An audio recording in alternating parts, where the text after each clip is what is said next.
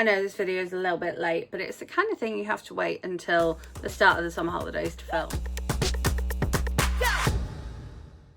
Welcome back, or if you are new here, welcome. My name is Katrina and I make movie reviews as well as bookish content here on this channel every week. All of my reviews are spoiler free, and the books I'm going to be talking about today, I am also not going to be giving away any spoilers. So I used to do monthly wrap-ups, but now, as you can see with this one being like nearly a month late, I do quarterly wrap-ups. So I will leave my 26 books I want to read in 2026 linked up above, and then I will also leave linked in a minute or two my books that I read in Q1 of 2026. So this is going to be quarter two, so April, May and June I read these books. I got very confused with myself thinking that I was talking about the first half of the year, but we're not. We're talking about the second quarter of the year. So I listened to Once and Again by Rebecca Searle. I mean, I loved In 5 Years by Rebecca Searle. I didn't love The Dinner Party or The Dinner. I can't remember if it was called The Dinner Party or just The Dinner by Rebecca Searle, but I thought I would like this one. It was okay. There's a bit of, time travel, and it's giving like It's a Wonderful Life, it's those vibes, but I did this one on audio and I think it was slightly harder to keep track of because it was on audio, so maybe I'd recommend doing a physical copy of this one. This is adult rom-com with a bit of supernatural in because, hey, time travel. Then I listened to Adult Braces, Driving Myself Sane. This one was on my 26 books I wanted to read in 2026 anyway.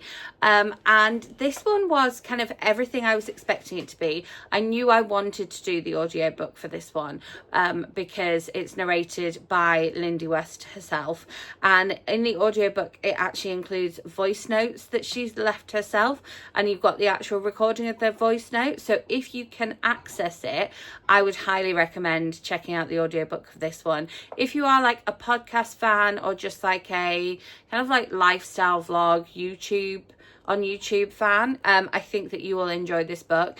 And it's really interesting to catch up with this book after Lindy West's other books, particularly with the success of the TV show of Shrill. I think that reading this sort of following on from that, I think was a good move, and like I say, I knew I wanted to read it anyway. And then speaking of things, books, non-fiction books that deal with mental health and other things, this again was on my 26 books I want to read in 2026, but this author will always be an auto read author for me anyway. And this is How to Be Okay When Nothing Is Okay by Jenny Lawson. And Jenny Lawson, I just absolutely love. I discovered her through audiobooks. I borrowed a couple of playaways of hers from my library and plugged them in and listened to them. I think I binged both of them in 2 days. And then when she's had subsequent launches, I have read her books and I cross-stitched whilst reading one of them. So I will leave that video linked somewhere because that's a fun video. But yeah, this is kind of similar to what you get with everything else with Jenny Lawson, only this time we can kind of reflect on her opening a whole bookshop and her child going off to college, and kind of, yeah, just catching up with her, but her giving you some life advice and like what to do when nothing is okay and you want things to be okay. So a fiction and a couple of non-fictions there. I reread a book of mine. Now, it's got an updated cover, and I'm not sure if some of the content has been updated. I'm pretty sure it has. Sorry, it's hot. But I reread The Demon Headmaster, and I loved reading The Demon Headmaster when I was younger. I, again, borrowed the audiobook on tape from my library and read it multiple times, and then the TV series came out. It was like perfect timing for me because I was just the right age. I was maybe slightly too old for the TV series, but still loved it because I absolutely adored the book. I really enjoyed rereading the book. It was fun to reread, and obviously with it being a middle grade book, it didn't take me very long. I was actually rereading it to do some planning for work. And so it was just great kind of like reading the drama, but I am sure that they've updated some of the things. I feel like some of the punishments that the children had were like a lot more severe when I read the first one, but it was mad because I looked at getting the audiobook. I couldn't seem to find a good source of the audiobook. So if anyone knows where I can find like a better version of the audiobook, do let me know, because I loved borrowing that audiobook from my library. And then this one I actually started in Q1 but didn't manage to finish before it returned to the library. Speaking of audiobooks we borrow from the library, borrowed this one on Libby, and this one I ended up downloading because it popped up as like a recommendation on the challenges that you can do on Goodreads, and so I was like, it had kind of been on my radar anyway. But this is The Gun Call by Stephen Rowley, and it's kind of like, again, what it says on the tin was, you know, contemporary fiction. It's very funny, and he is literally their gay uncle. You can tell by his caftan house dress that he is wearing, and that is a plot point in the book as well, and ends up looking after his niece and nephew. They get a dog, which again is on the cover there, and Christmas trees are involved. And he gets educated as much as they get educated, and it's very lovely and heartwarming. And it was giving me kind of like channeling those films that were all the rage where, you know, somebody dies and leaves people who are unequipped with the babies, or somebody goes out of town and leaves their children with incapable people for 2 weeks. Except it was much deeper than that and done much better. However, I would love to see a film of this one. I really enjoyed it and was kind of gutted when it returned to the library. I was at about 80% as well. So as soon as it came off hold again, I was like, play, and I didn't stop playing until it had finished because I really did enjoy it. It was a great read, definitely. And then another one that was on my TBR for 2026 and was actually on my TBR for 2025 because I totally didn't realise that it wasn't coming out in 2025. I don't know how this happened to me. But this is 40 Love by Jane Costello. If you've been watching the channel for a while, you will know that I am a Jane Costello, Catherine Isaacs super fan. I've been following Jane for a long time, since before I even started blogging. And I started blogging in 2012. So been lucky enough to meet her quite a few times, and she is a lovely person as well as an amazing author. The tagline for this one is "It's never too late for a comeback," and this follows on from Hot Mess from last year, but I don't think it's Hot Mess. Is it here somewhere? I don't know. But her kind of like perimenopausal book from last year, which was hilarious. I think it's really hard kind of following on from that comeback book because this was her first time writing as Jane Costello in a while, and so the follow-up from that is always a little bit tricky. I definitely didn't laugh as much with this book as I did with the other one. However, I still enjoyed it, and it being centered around tennis, I think is interesting, and it's obviously something that this author is interested in, which is why it kind of like reads so well. But it has the opportunity to delve into those little things that make like the parking around sports centres fun and interesting, and things you have to do for your children when they're a little bit older than when they're like small primary age children. And so that's kind of, again, it's not really something you see tackled in an awful lot of books, and so it was nice that she was tackling that. Again, it's contemporary women's fiction, it's my jam, and I enjoyed it. I thought it was good. I definitely did laugh a little bit. Then two that I read because I'm like, did I read both of these in this quarter? Yeah, because I wanted to do a book versus movie, or book versus TV series, and I still haven't watched the TV series, so that's a summer holiday job as well. I might try and like download it so I can kind of watch it on the go, or I might see if somebody wants to watch it with me, I don't know. But I read the first 2 books in the Heated Rivalry series. So I read Game Changer by Rachel Reed, and again I read these both via audiobook, and then I read Heated Rivalry, which is the follow-up. I wasn't a massive fan, but I felt like I had to read both the books in order to start watching the series, even though I know they're making another series of it.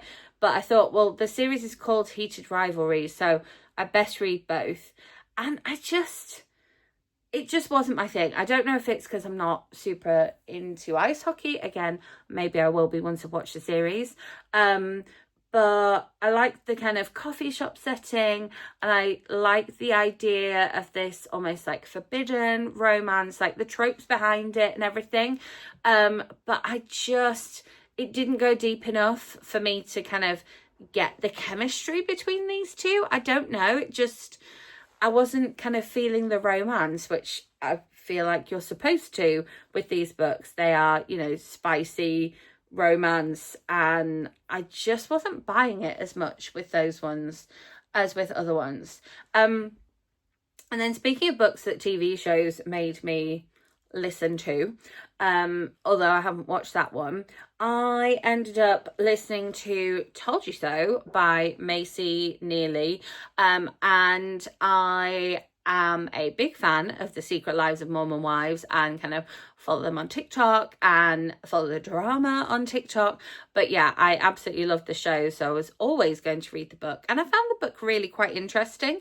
Again, it was like listening to her kind of in a longer version of the talking heads that she does on the show. It was like listening to a podcast, and it is narrated by her, which I always love. I love a bit of a celebrity memoir, and whether you consider a reality TV star a celebrity or not, I really enjoyed listening to it, and I found that it made me learn more about her, and it made me kind of like think about her and the kind of like person that she portrays on the show as well. But I enjoyed it. I didn't think it was kind of like a massive money grab.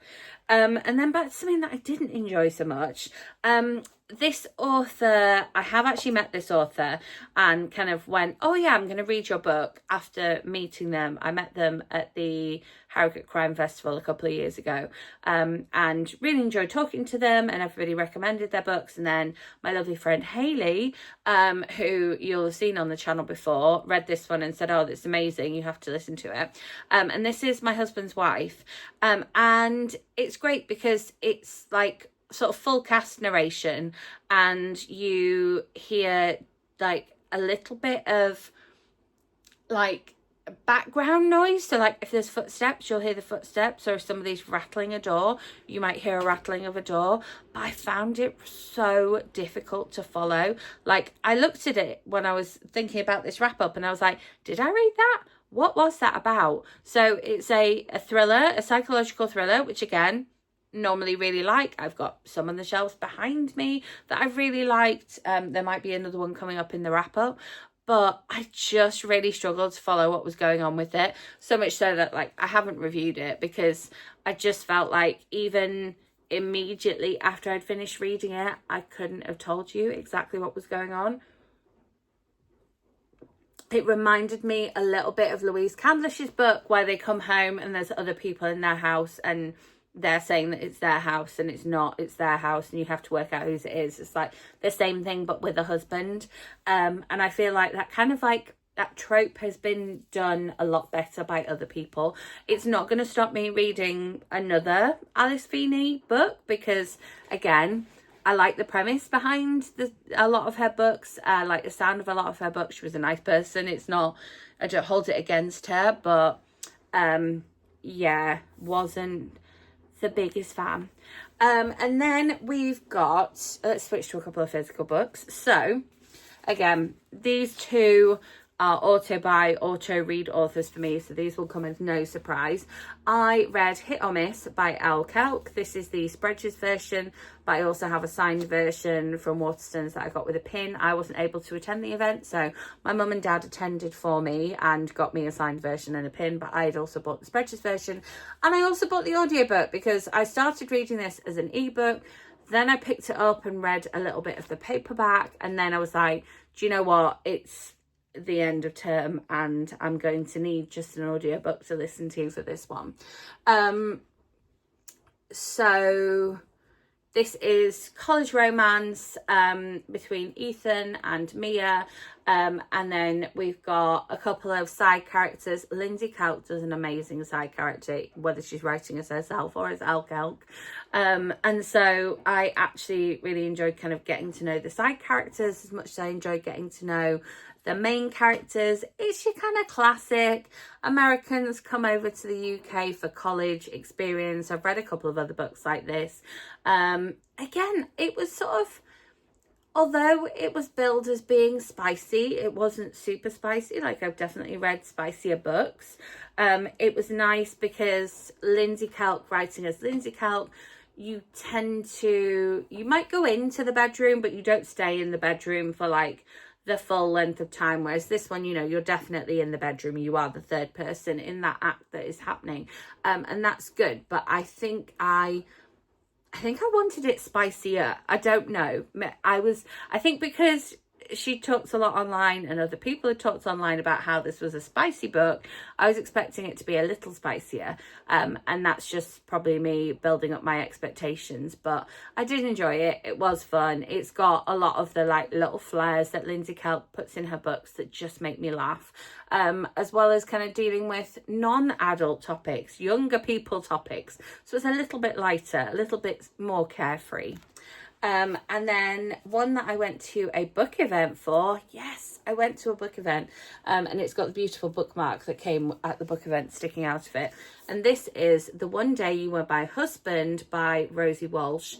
And I read a whole chunk of this one as an ebook.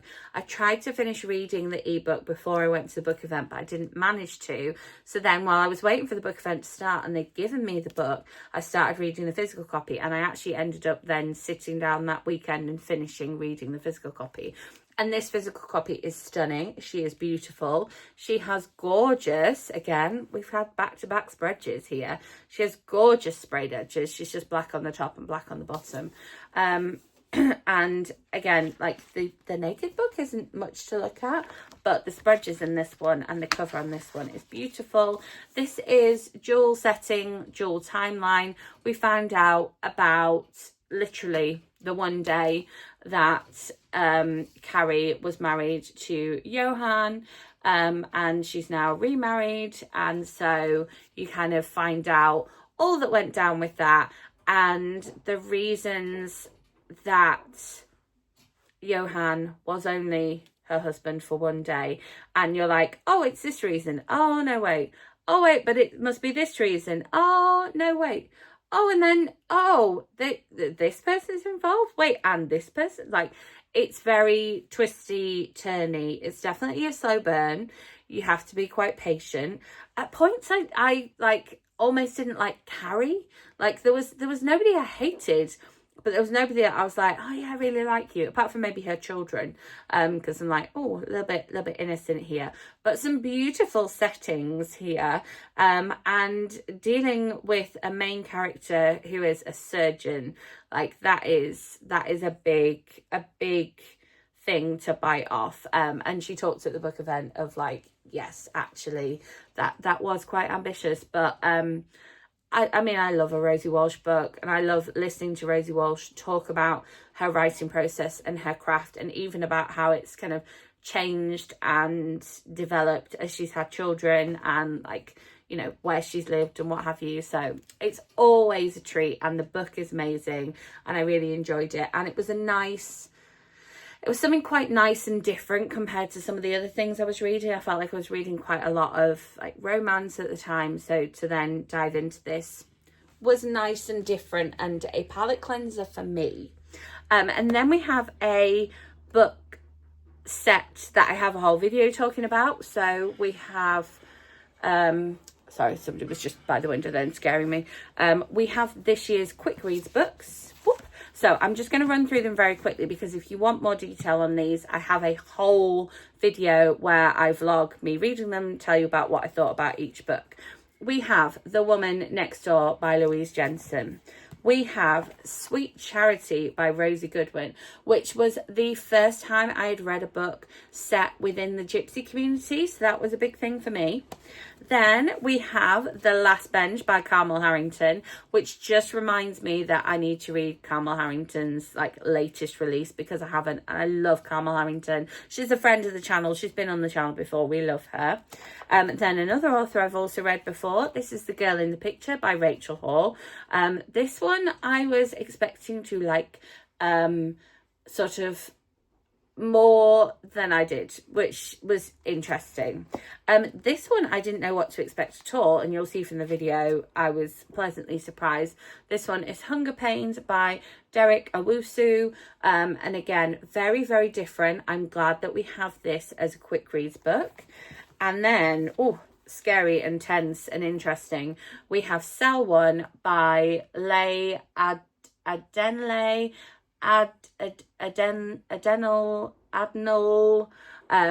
I don't know how to pronounce that name, but this is crime fiction, which I would not normally read. And so that's what I love about the quick reads books. It means that literally I can read one a day, no problem, which you see from the vlog that I did, even though I was reading them before and at and after school. And I get to pick up things which are outside my comfort zone. So if you haven't checked out any quick reads books, I've got a whole stash of them, and I've made a vlog for almost every single year that I've been reading the set of them. So that's quite cool. Then speaking of quick reads, I also ended up, it sort of coincided with a very similar time actually, I ended up listening to, let's swing around again, Lift Me Up by Millie Johnson, which is an Amazon original short story, and I listened to it on audiobook. I got a NetGalley audiobook that Millie contacted me about reading and reviewing, and this was just really fun. I love Millie Johnson anyway for the way she does her women getting retribution on horrible guys and horrible families, and this is all of that in one little compact bite-sized bit. So I think it's one of those where if you're a Prime member, it's free on Amazon, but you have to pay for the audiobook. I think I'm right in thinking that, but I'll leave it linked below anyway, so you can check it out, because I think even if it's not completely free, it's very low cost, and it's Millie Johnson. It's an extra little bit of Millie Johnson. Why would you not want that? And then moving on, one that we read because again I wanted to make a book versus movie, and the book versus movie of this one should be the next video that you are seeing. Again, time to make more videos now when not at school every single day. And this was Margot's Got Money Troubles by Ruthie Thorpe. Ruthie Thorpe, I read her book because it was one of the Book of the Month Club picks, and it was all over my social media. Let's go back to a nice big picture. All over my social media. And so I read this one because of the TV show that was on Apple TV, and I actually renewed my Apple TV to watch this one as well. And I loved it. I loved the book. I absolutely devoured the book. I liked Ruthie Thorpe's previous novel anyway, but this was even better. And then I ended up finding out about the whole book and TV show because Nick Offerman is in it, and I'm a big Nick Offerman fan, and this TV show is absolutely stacked. But I'm not going to talk about the TV show in this video. Make sure you're subscribed so that you don't miss out on my book versus TV show for this one, because I love the book. You'll have to find out if I love the series. that's really yeah, that was mean. I'm sorry I subjected you to that. And then the final one that is from my 26 books I want to read in 2026, that I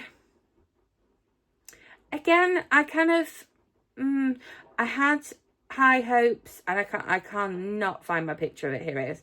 I had high hopes for it, and I'm like, I liked it, but also I struggled to kind of stick with the plot a little bit. And this one is The Name Game by Beth O'Leary. Now let's go back to the big picture. Thank you. And this is about two people who turn up for the same job because they've got the same name. And again, I heard Beth talking about this one at the book event for her previous novel. And the tagline is "Who's playing who?" And it's like, it just, I think I couldn't stick with the plot because it just got a little bit contrived and they got a little bit mean. And I think I just wasn't expecting them to be actually mean to each other. And then, I know that sounds really like naive, but I just didn't like the fact that they were a little bit mean to each other. And it's kind of a little bit of forced proximity with which Beth O'Leary, like, she is the queen of forced proximity. You see the flat share, you know, and her novel from last year. So it's a little bit of that. And I really liked the side characters in this one. And I did enjoy the fact that they all had their own storylines as well. And so in terms of like well-developed side characters, I really enjoyed this book and I liked the trope that was explored. But I just felt like I couldn't really sympathise with the main characters because they were being mean to each other. And I didn't like the way, even though they had their reasons, I didn't like the way they held themselves. And that's me saying that one without spoilers. So women's fiction, contemporary, Beth O'Leary, again, will be an author by author for me, an auto read author for me. But I had higher hopes for it. And again, given the kind of the premise and given the promise of what it was going to be, I think I had, I maybe overhyped it. I don't know. So it was a good reading quarter. I definitely feel like since changing jobs, I'm slightly better at keeping up with my reading. Not so much like blogging about what I'm reading, but I'm trying, and that's the main thing. 1, 2, 3, 4, 5, 6, 7, 8, 9, 10, 11, 12, 13, 14, 15, 16, 17, 18, 19, 20, 21. Okay, I read 21 things. Fair enough. 7 of them were quick reads, but even if you go 14 full-length books and the equivalent of 2 more, that's still a pretty good reading quarter. If you think about that, that's like 7 things a month because we're talking about 3 months. So yeah, I'm pretty impressed with that. And it's testament to the fact that I'm reading more, that I'm then finding more things that I'm like less impressed with, because it's not just a case of, oh, I've only got time to read 1 book this month, so I'm going to read from that author I know I'm going to love. I'm picking up other things because of other reasons, and I hope you appreciate the fact that I kind of tell you why I pick up the books that I pick up as well, because I think deciding what to read next is always a little bit tricky. I will say, since Q3 started, I've read about 4 books so far. I had a weekend where I had nothing, which was unique and beautiful, and so I just read 2 books. But then because I'd switched off, I then got ill immediately afterwards, and I've just finished listening to one of my, I think, final 26 books I want to read in 2026. In terms of like that list, I pretty much ticked most of them off. I've just finished listening to one of those, and I'm currently reading a little collection of short stories. So let me know in the comments what you are reading. Did you read any of these books that I read in Q2, either in Q2 or when they came out, in the case of the likes of like The Demon Headmaster and Heated Rivalry? 2 very different things, just to be very clear. I seem to have rambled on for half an hour, so I'm not going to take up any more of your time. If you've made it to this point, and you're not subscribed, please subscribe, because if you've made it to this point, you deserve to be on that list. Hit that notification bell so you don't miss out on that book versus movie video coming your way very soon. I will be back with another movie review for you this weekend, so I will see you then. Thanks for watching.